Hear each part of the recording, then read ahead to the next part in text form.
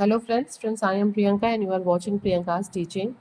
Friends, today I am going to explain you lesson number 6, A Flash of Light, which is given in the book of class 5, New Oxford Modern English. And now I am going to explain you the chapter line by line, so stay tuned. It was a cold day and Valentine Hoy walked briskly down the cobbled street. ये जो दिन था वो कैसा दिन था, ठंडा दिन था, ठीक है।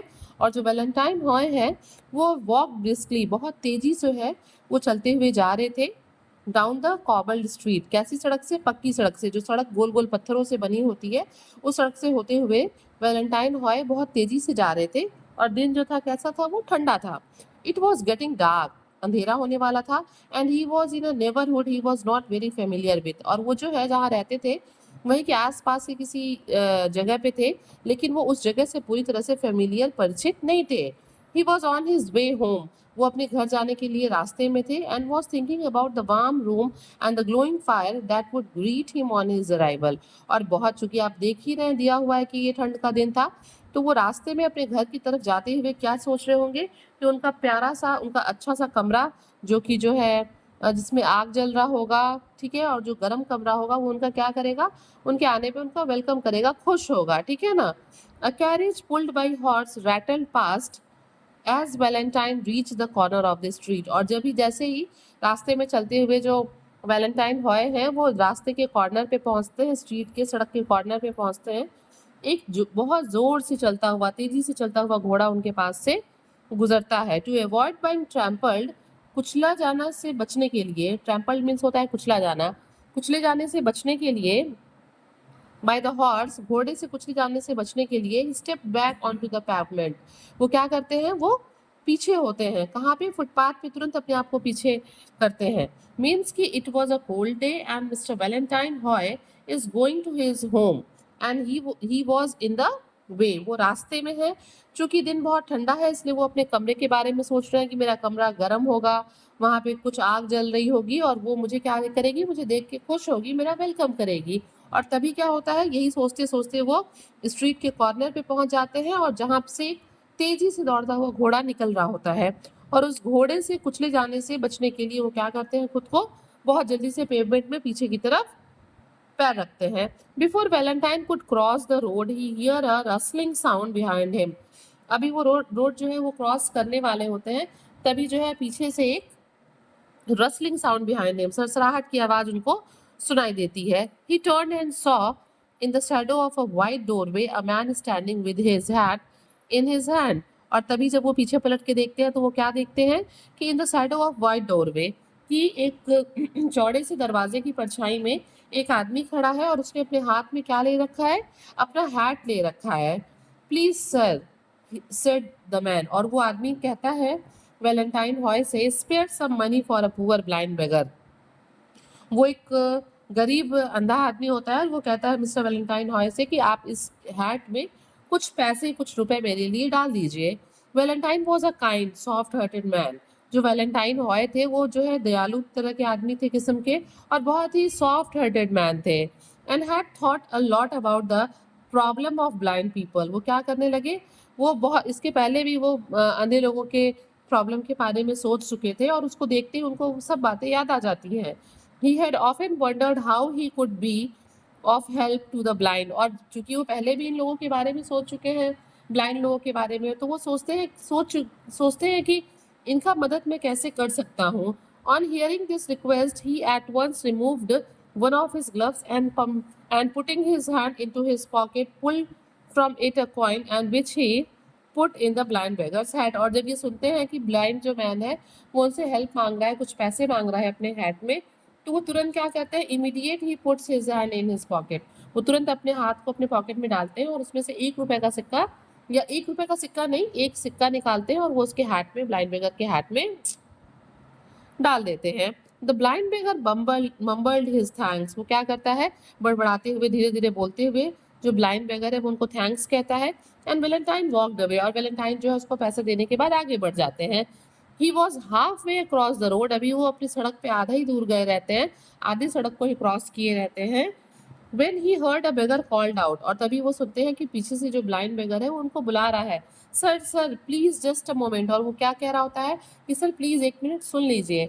Valentine turn once again and return to face the blind man, और फिर जो है वैलेंटाइन उस ब्लाइंड पुअर मैन की बात को सुन के फिर वो टर्न होते हैं और जाके जो है फेस द ब्लाइंड पीपल, मतलब उससे बात करने के लिए, उससे फेस टू फेस होने के लिए उसके पास जाते हैं।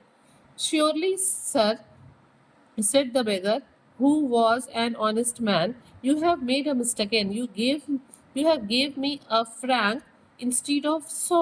वो कहता है अंधा आदमी कि सर मुझे लगता है कि आपसे कुछ गलती हो गई है और आपने मुझे फ्रैंक के बजाय क्या दे दिया है, 100 दे दिया है। जो ब्लाइंड मैन था वो एक कैसा आदमी था, वो एक ईमानदार आदमी था। वैलेंटाइन वॉज एस्टोनिस्ड, जो मिस्टर वैलेंटाइन हॉय हैं वो क्या होते हैं, वो बिल्कुल एस्टोनिस्ड, वंडर्ड, आश्चर्यचकित, स्तब्ध रह जाते हैं।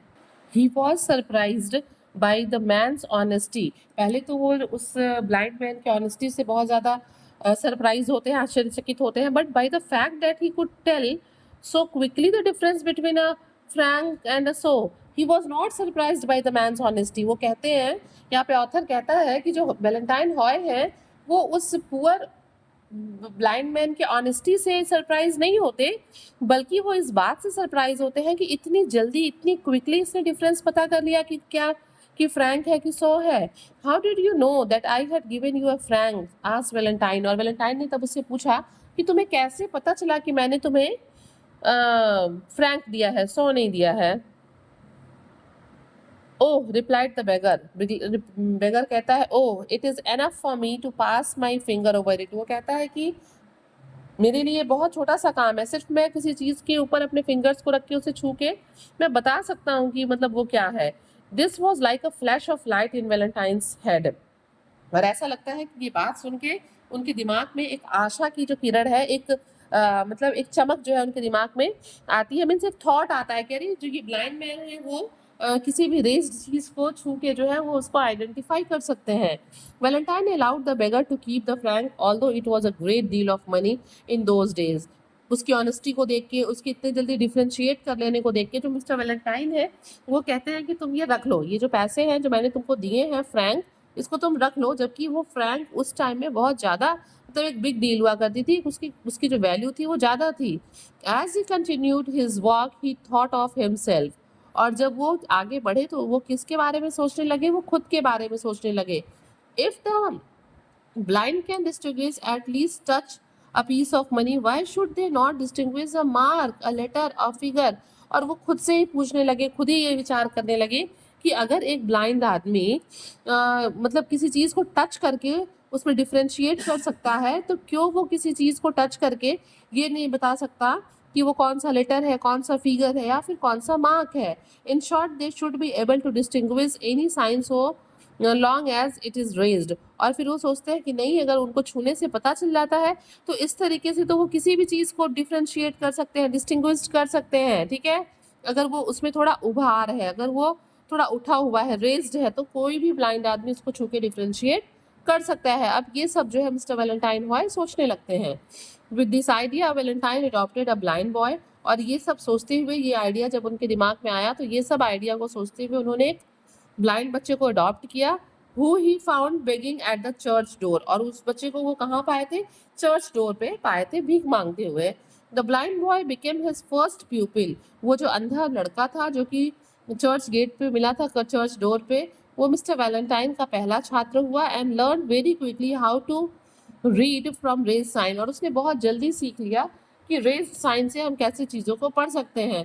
With the help of money donated by the people, Valentine Hoy was able to start a school for the blind, और लोगों ने कुछ पैसे जो मिस्टर वैलेंटाइन को डोनेट किए थे, दान किए थे, उससे मिस्टर वैलेंटाइन ने क्या किया, उन्होंने एक स्कूल स्टार्ट किया, ठीक है, अंधे बच्चों का एक स्कूल स्टार्ट किया।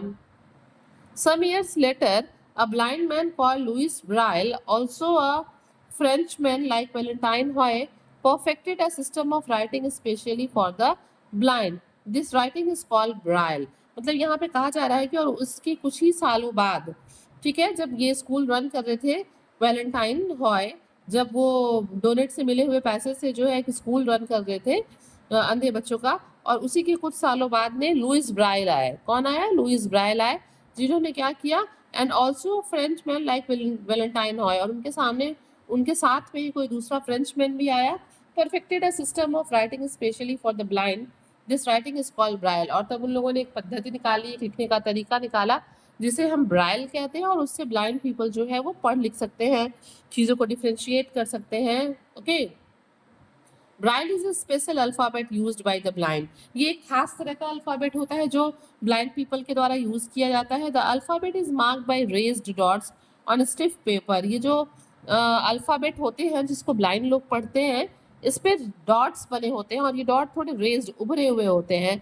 और ये किस पे बने होते हैं? ये बने होते हैं स्टिफ पेपर, किसी टाइट पेपर पे, which blind persons can understand by touch of their fingers. ताकि वो देख तो सकते नहीं है, अगर रेज होगा तभी वो उसको छू के पता कर पाएंगे। तो यहाँ पे कहा जा रहा है कि वो क्या करते थे, छू के पता कर लेते थे कि ये कौन सा लेटर है। एक ऐसी पद्धति का जो है आविष्कार हुआ। Okay, Louis Braille himself was blind. जो लुइस ब्रायल थे वो खुद भी जो है अंधे थे, and worked in a blind school in Paris, और उन्होंने पेरिस के एक ब्लाइंड स्कूल में काम भी किया। The system that he developed in 1834 was not used much until about the time of Braille's death 1852। यहाँ पे ऑथर बताना चाहते हैं कि 1834 में जो ब्रायल पद्धति का इन्होंने इन्वेंशन किया था, वो उनके डेथ के टाइम 1852 तक जो है ये बहुत ज़्यादा जो है लोगों के द्वारा यूज़ नहीं किया गया। ठीक है ना? Each letter in the Braille alphabet consist of one or more raised dot. यहाँ पे ऑथर हमसे बता रहा है कि ब्राइल में जो है प्रत्येक अल्फ़ाबेट पे जो है एक या एक से ज़्यादा डॉट्स हो सकते हैं।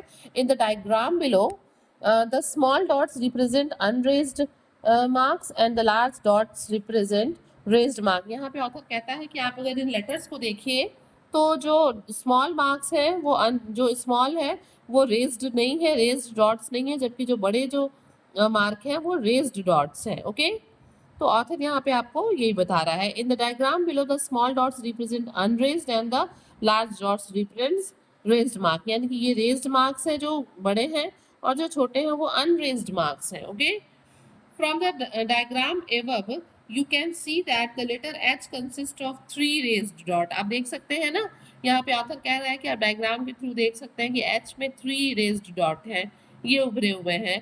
L consist of 3 red raised dots too, और कहती है कि L में भी 3 जो है ऐसे डॉट्स हैं जो रेज्ड हैं।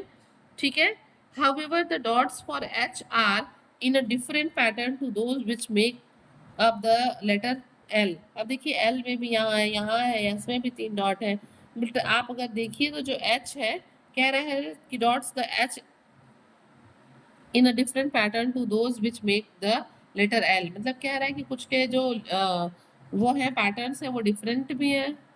There are 6 possible positions for each dot. मतलब हर डॉट का जो है 6 पॉसिबल पोजिशन होता है, किसको कहाँ रखना है। By placing the dots in various position 63 different pattern और शेप कैन बी मेड। कह रहा है यहाँ पे ऑथर बता रहे हैं कि इन डॉट्स को अगर हम अलग अलग पैटर्न्स पे अलग अलग जगहों पे रखें तो हम जो है 63 पैटर्न्स इससे फॉर्म कर सकते हैं। And this means that there are pattern for each of the 26 letters of the alphabet. ठीक है, क्या किया गया था, the means that there was pattern for, मतलब ब्राइल में जो है पूरे 26 अल्फ़ाबेट्स के लिए अलग अलग पैटर्न है। In addition to these 26 patterns there are patterns for special words और words that are used a lot in everyday language. मतलब ऑथर यहाँ पे बता रहा है कि जो 26 लेटर्स हैं उनके लिए तो अलग से पैटर्न है ही है, लेकिन जो वर्ड्स हम अपने डेली लाइफ में फ्रिक्वेंटली या बहुत ज़्यादा यूज़ करते हैं उनके लिए भी कुछ स्पेशल पैटर्न होते हैं। For example the word and occurs very frequently in English, and to make it easier to read in braille it is written like this। वो कहते हैं कि ऑथर हमको यहाँ बताना चाहते हैं कि जिन वर्ड्स को हम बहुत ज़्यादा फ्रिक्वेंटली बार बार यूज़ करते हैं उनके लिए जो है यहाँ पे जो है कुछ पर्टिकुलर पैटर्न्स होते हैं। To make it easier to read the Braille it is written like this. देखिए एंड यहाँ पे अगर हमें लिखना है तो हम उसको ऐसे लिख देंगे एक पर्टिकुलर पैटर्न में, या फिर otherwise each letter would have to be written like this. हमने क्या किया, एंड को यहाँ पे एक मतलब एक पर्टिकुलर पैटर्न से शो किया, या फिर ए को ऐसे दिखाइए, एन को ऐसे दिखाइए, डी को ऐसे दिखाइए, तो भी एंड हो जाएगा। Books in Braille have to be quite thick.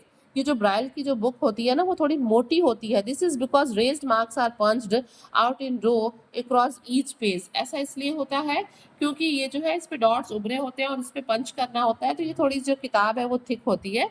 The raised marks have to be big enough to be felt by the finger tips, so the paper has to be stiff. इस देखिए इसका paper stiff होता है, tight होता है, क्योंकि उस पे जो ब्राइल के जो लेटर्स मतलब डॉट्स बने हैं वे उठे होने चाहिए ताकि हमें अपने फिंगर टिप से उनको हम पहचान सकें। ओके आगे देखिए, many books are written in Braille. बहुत सी ऐसी किताबें हैं जो ब्राइल लैंग्वेज में लिखी गई हैं। Okay, blind people can be taught how to read Braille. और हम अंधे लोगों को उस किताब के थ्रू सिखा सकते हैं कि हमें ब्राइल कैसे पढ़ना है। And in this way they too can read and enjoy the words of the great authors. और इस तरीके से अगर वो सीख जाए बुक्स को पढ़ना, इवन छू के या फिर कोई क्लासेस करके या फिर जो ब्राइल की जो बुक है उसको लेके, तो क्या होगा, ये एक जो है बिग अचीवमेंट होगा, बहुत अच्छा होगा कि लोग इसको सीखें। और इन डॉट के हेल्प से जो ब्लाइंड लोग हैं वो भी पढ़ सकते हैं and enjoy the works of the great authors. और बड़े बड़े लोगों की राइटर्स की बुक्स को पढ़ के एंजॉय कर सकते हैं। There are also machines that help blind people to write in Braille. और अब तो बहुत सी ऐसी मशीन्स भी आ गई हैं जो ब्राइल लिखने में ब्लाइंड पीपल की हेल्प करती है। फ्रेंड्स आप यहाँ देख सकते हैं, यहाँ पे ए कैसे लिखना है, बी कैसे लिखना है, सी कैसे लिखना है। और अगर इसको देखिए तो इस चैप्टर में ब्राइल में ही ए से लेके जेड तक लिखना पूरा सिखा दिया है। आप देखिए ए टू जेड दिया हुआ है by Nicholas Horsburgh. Friends, if you like the video, if this chapter is motivating, please do share to others and will thank you for watching.